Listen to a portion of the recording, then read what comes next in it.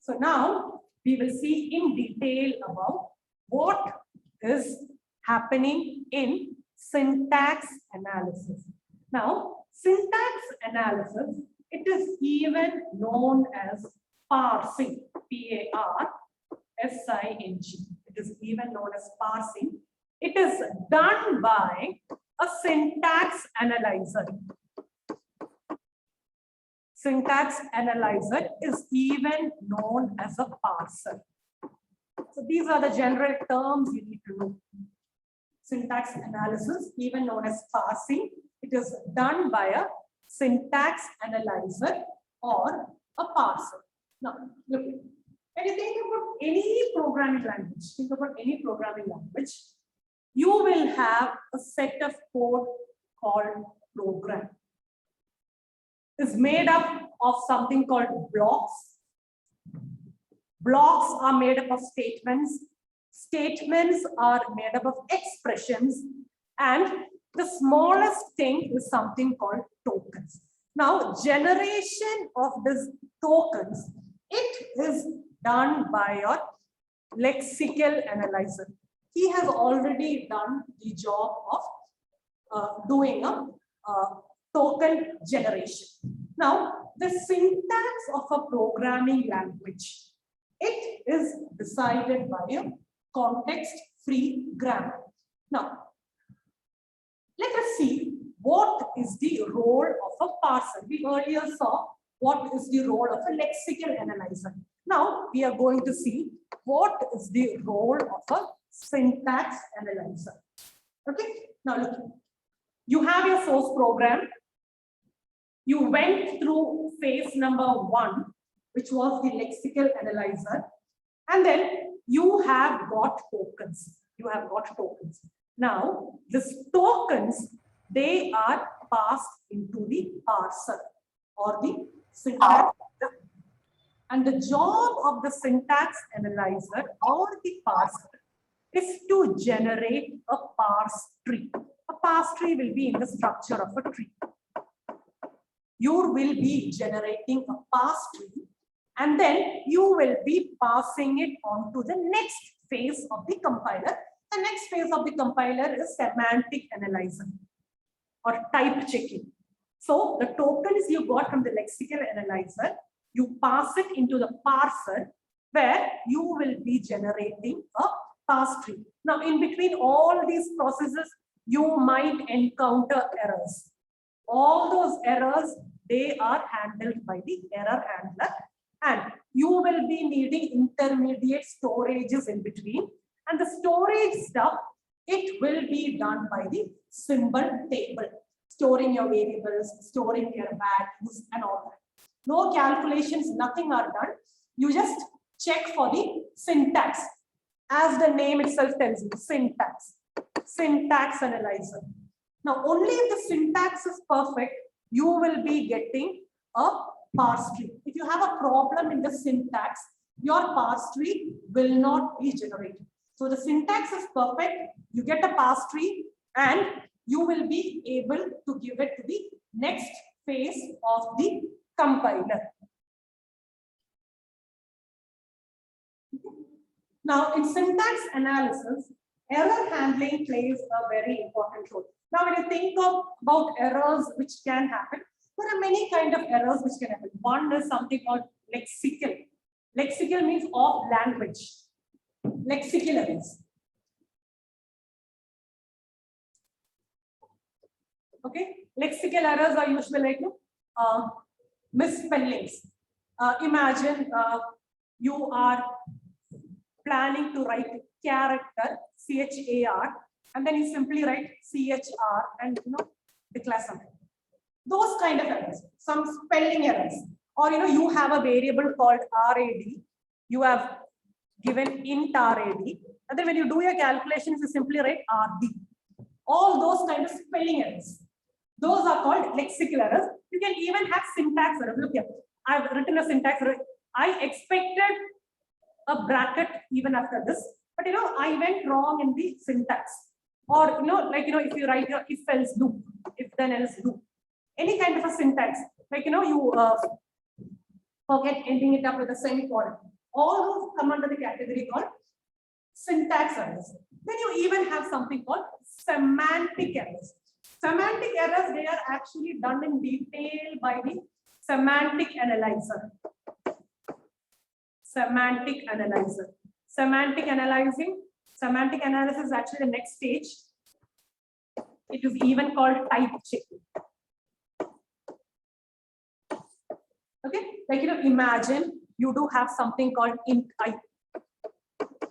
Okay, you have declared something called int I, and somewhere in a calculation you write I is equal to I into 3.14.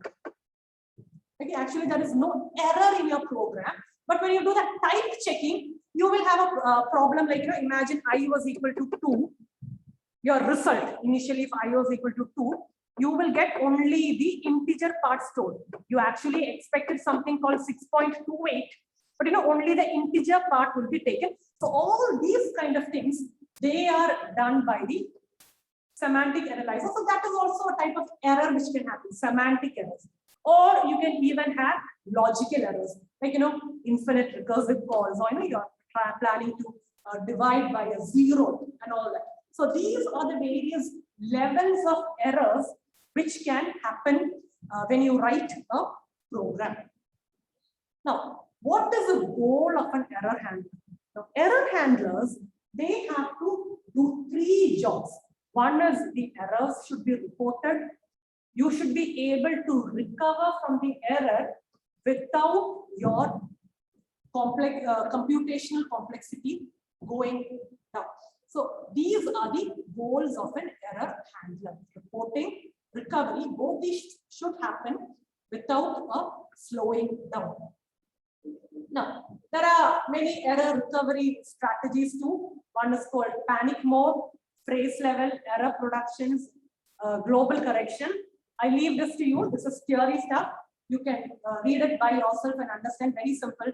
Imagine you get an error like this. A equal to B plus C. Okay. This is an error. The first thing is you will get an error like, line number 3. They tell you have an extra semicolon. So what you simply do is you do away with that semicolon. That is called panic mode. Okay, you go on deleting stuff from it. So similarly, there are 3 more strategies: phrase level, error productions, and global correction, which these are things which you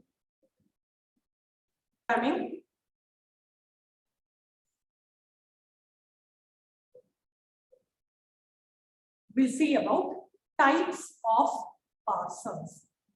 Now, parsers are the software which help you to do syntax analysis. They help you to do syntax analysis.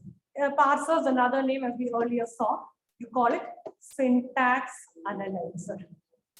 Now, parsers, they are broadly classified into 2. You call them top-down parser and bottom-up parser. We will be learning about them in detail. Top-down parsers can be of 2 types: top-down with full backtracking and top-down without full backtracking. With full backtracking, you have a parser called brute force method parser, and without full backtracking, you have the recursive descent parser and even the LL1 parser. What is LL1? We will see after some time. Bottom-up parsers, you would mainly have 2 categories. One is the operator precedence parser, and the next category is called LR parsers. Now, LR parsers, there are many categories: LR0, SLR1, LALR, and CL. Now, let's see how you name these parsers. Imagine you have a parser called LN. The first letter, okay, the first letter always denotes from where do you read. from where do you read.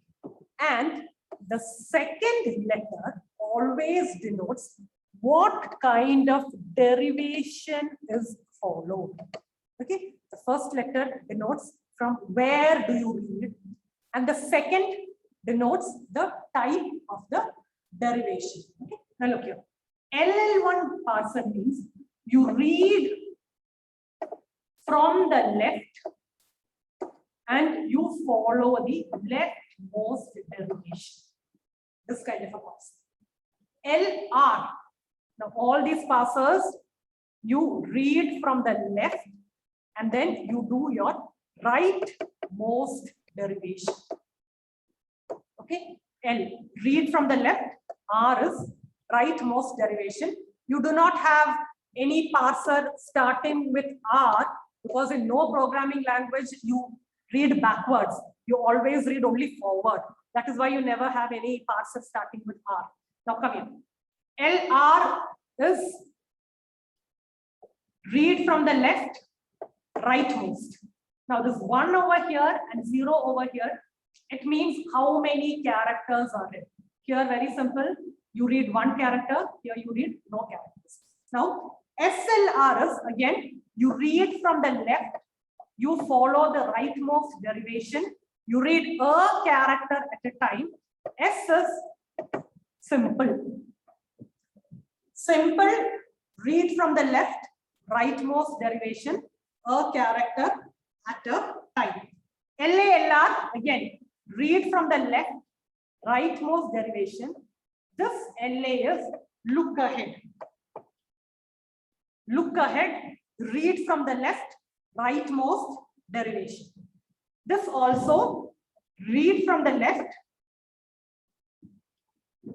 CLR. Read from the left, rightmost derivation. C is nothing but canonical. Canonical, read from the left, rightmost derivation, a character at a time, parser.